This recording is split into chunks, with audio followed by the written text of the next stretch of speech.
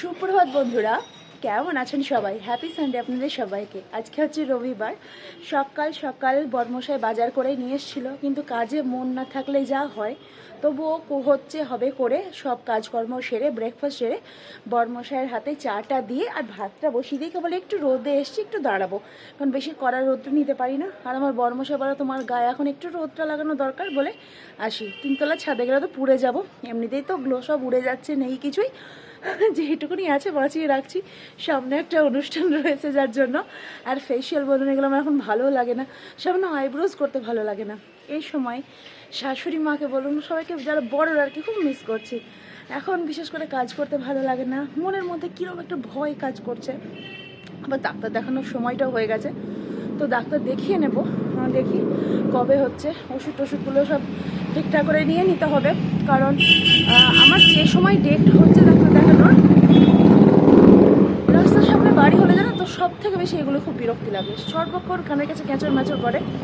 তো যাই হোক, তখন হয়তো হবে না, যে বললাম একটা অনুষ্ঠান পড়ে যাচ্ছে যার জন্য। তো চলুন আজকের ভিডিওটা এন্ড পর্যন্ত দেখুন, আর ভালো লাগলে অবশ্যই like comment share and subscribe করতে একদম ভুলবেন না।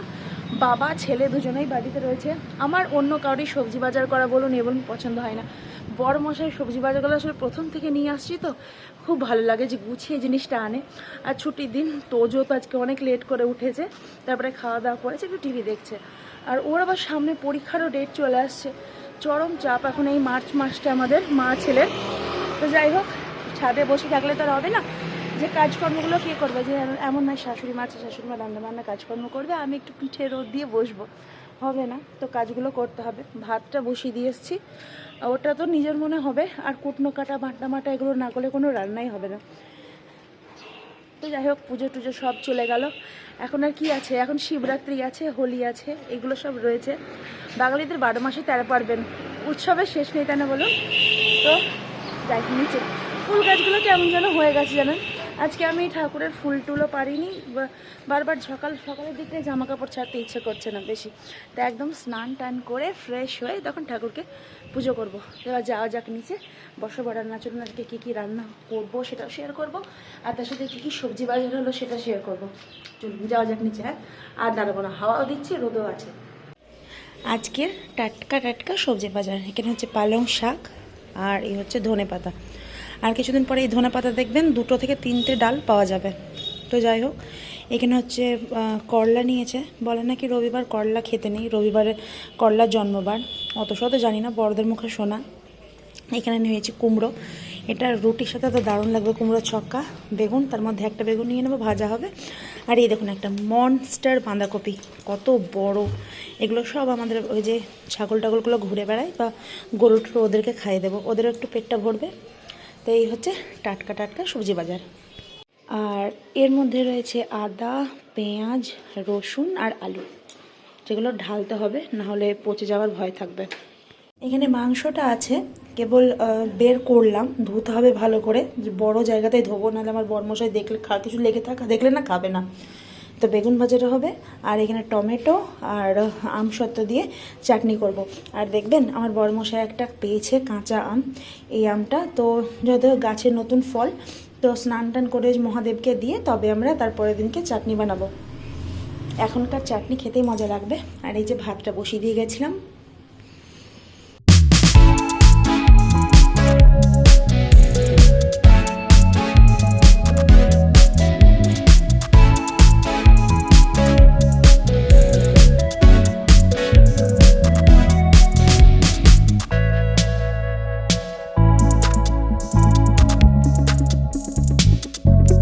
বেগুন ভাজার সময় সবসময় লবণ, হলুদ আর অল্প একটু চিনি মাখিয়ে কিছুক্ষণ রেখে দেওয়ার পরে তবে ভাজা উচিত, এতে তেলটা অনেকটা কম শোষে আর খেতেও ভালো লাগে। আজকে চিকেন কষা হবে, কিন্তু একটু অন্যরকমভাবে, তো তার জন্য এখানে আমি শুকনো লঙ্কা 2টো আর ছোটো এলাচ দারচিনি ভালো করে দিয়ে একটু নাড়িয়ে নেওয়ার পরে এখানে পেঁয়াজ কুচি, টমেটো কুচি দিয়ে দিলাম, আর বাকি কী কী লাগছে সেগুলো দেখাচ্ছি। A line, otherwise horizontal line or vertical line, anyone you can draw a picture in shape which is a star. বেটে রাখা মশলা বলতে আদা রসুন আর লঙ্কার পেস্ট এখানে আমি দিয়ে দিলাম, আর জিরে বাটা দিচ্ছি না। কিছুক্ষণ ভালো করে কষিয়ে নেওয়ার পরে এখানে দিয়ে দেবো একটা গোটা আস্ত রসুন। আজকে চিকেনটা যদি বললাম অন্যরকম করে বানাবো, এতে খেতেও বড্ড সুস্বাদু হয় এবং তার জন্য এটা আজকে করলাম। আর তারপরে এখানে চিকেনটা দিয়ে কিছুক্ষণ নাড়িয়ে চাড়িয়ে নেওয়ার পরে ভেজে রাখা যে আলুগুলো রয়েছে সেগুলো দিয়ে কষিয়ে ঢাকা চাপা দিয়ে রান্না হবে।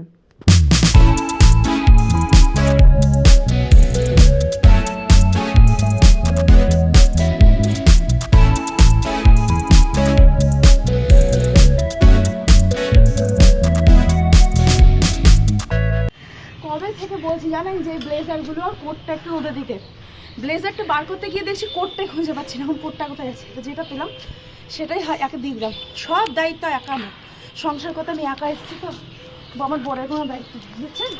যদি আমার একবারে চোখ ছোটো হয়ে গেল, আসতে হবে, এটা নোংরা লেগে গেছে। ইয়ের কোথায় রে কাপড়।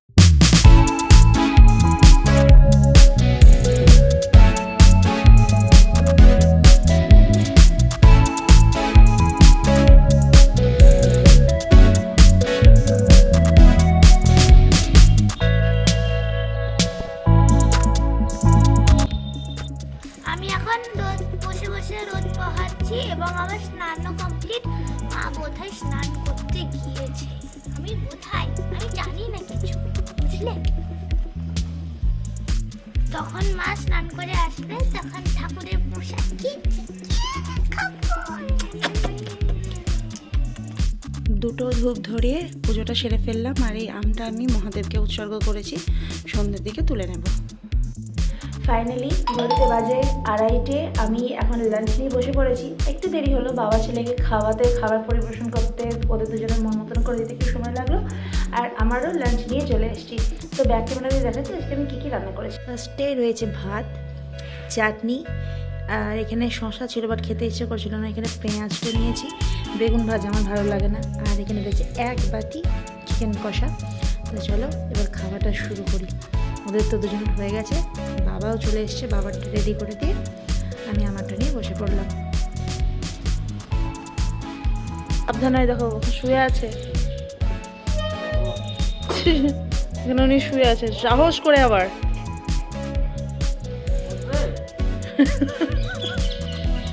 সাহস করে শুয়ে আছে, একটু চালা ওর উপরে, বুঝতে পারবে। খুব করে চাপি দাও ওর উপর, উঠলো না। আচ্ছা তুমি সাবধানে এসো, আস্তে আস্তে চালিও, হ্যাঁ, আর দেরি করো না। এই জাস্ট কেবল ওকে খুলে দিয়ে আসলাম, ঘড়িতে 4টে বাজতে মাত্র 10 মিনিট বাকি। আর এবার আমিও একটু ওষুধ খেয়ে রেস্ট করব। আমি ওর জন্য অপেক্ষা করছিলাম যে গেলে খুলে দিয়ে তবে শোবো।